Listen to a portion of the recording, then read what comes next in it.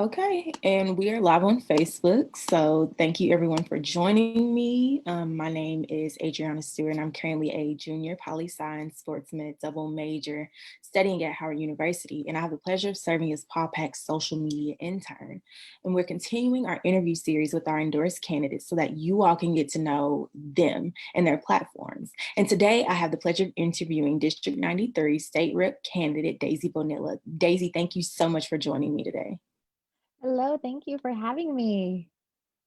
Of course. And we'll go ahead and hop right into the questions. And so one of the questions that I like to start off with is, we know you're running for the 93rd state rep seat, but can you tell us who you are outside of politics?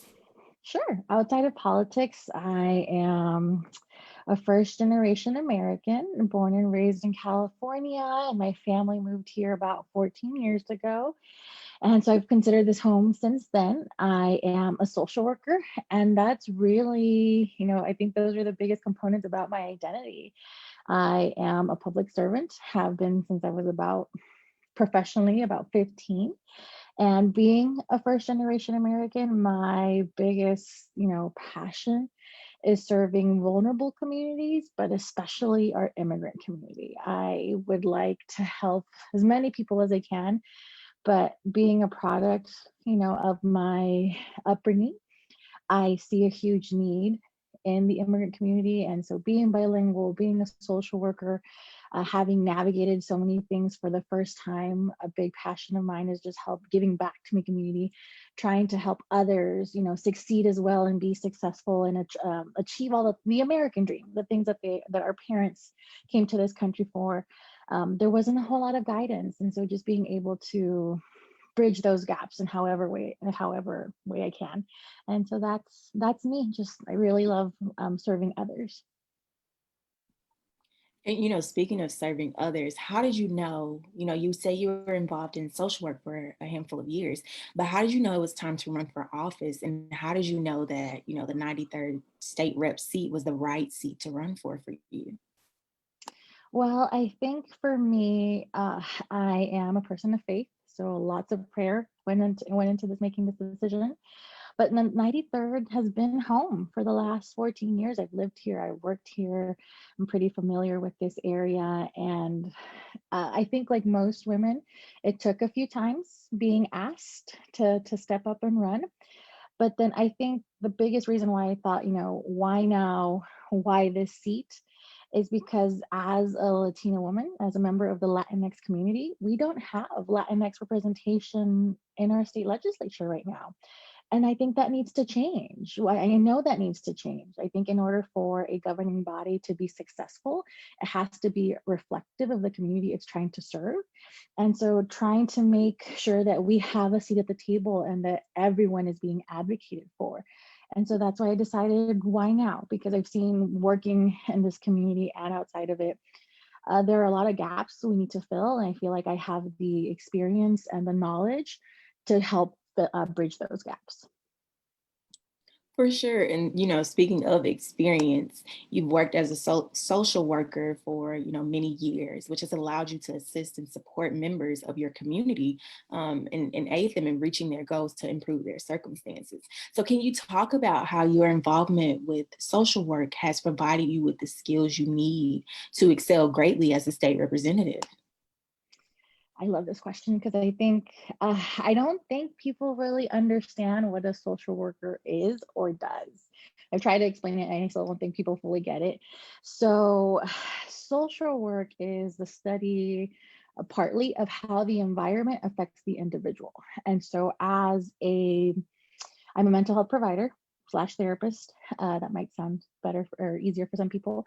When I practice therapy with my clients, I have lots of specialties, trauma, um, couples, families, and so that would be called a systems therapist. And so when I have an individual come in and we start unraveling what they have to go through and it comes out that it's a family issue, I'm like, well, bring them all in, let's get this fixed. And my goal and my job is not to tell you what the answers are. It's not to fix you, it's to help you empower your situation so you can find solutions to your problems, what your goals are, to help you meet them.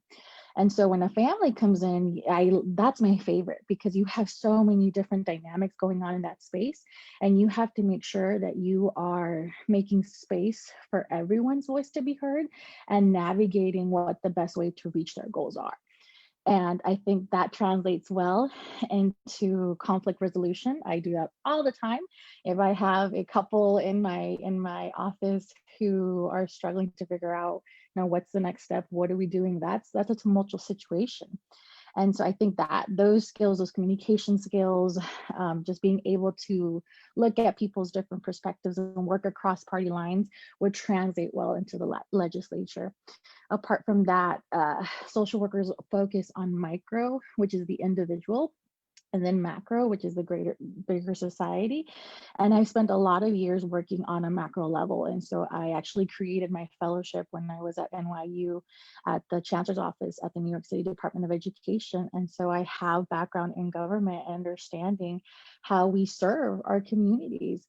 And so that actually gave me a wealth of information and knowledge as to how we translate how government bodies serve our community. And so I think merging all of those skills will translate well into public office now.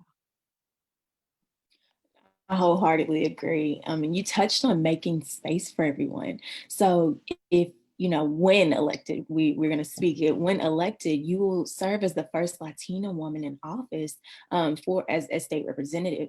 So can you shine some light on some of the issues you've seen, within your identifying community, and how you plan to either work to change or shine light on those issues while in office? I think the biggest thing, we know that there are certain vulnerable communities that are being left out of our narrative. And I think COVID-19, this pandemic, has highlighted that.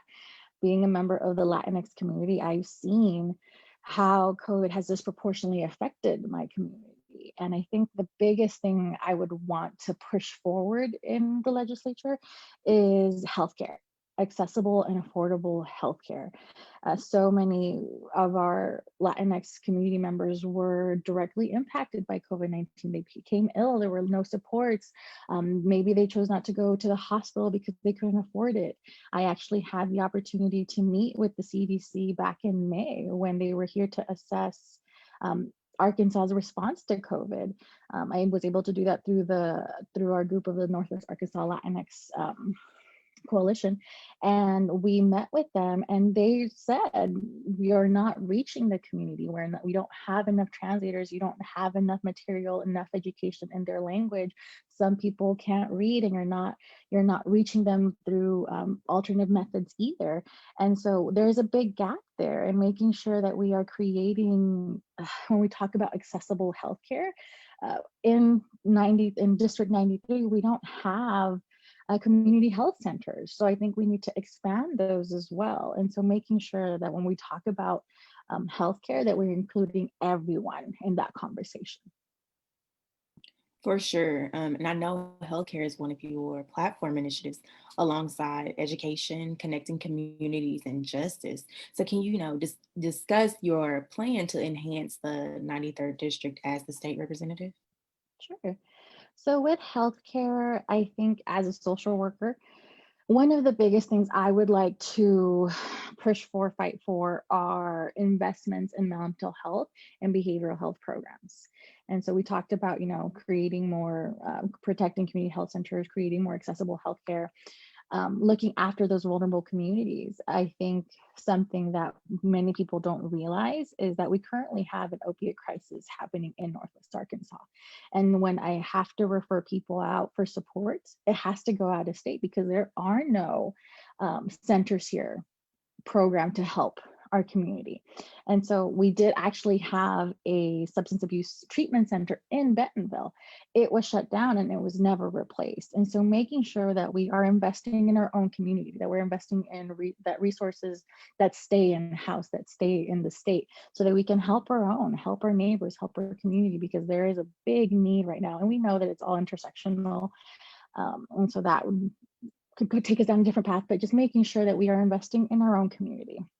When it comes to education, I have had the uh, opportunity to work in different school settings. And we need to make sure that we're supporting our public schools, that our money stays in public schools, that we, of course, we're in a pandemic right now. And even before this pandemic, our teachers were struggling. We were not supporting them enough. And so making sure that we're supporting them so they can then support our children, the future of this country, so that so our students can thrive no matter what their capabilities or resources are. We need to be investing not only in our teachers, but making sure that our schools have the administrative staff, the clerical staff, nurses, counselors, social workers. We need to make sure our money stays supporting public schools. And so that's a big component for me.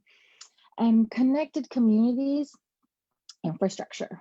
Arkansas is booming, particularly the 93rd, and making sure that we have accessible, connected communities. We need to work, I think, across all levels of government to make sure that we are being innovative in how we think about transportation and a railroad system and public transportation.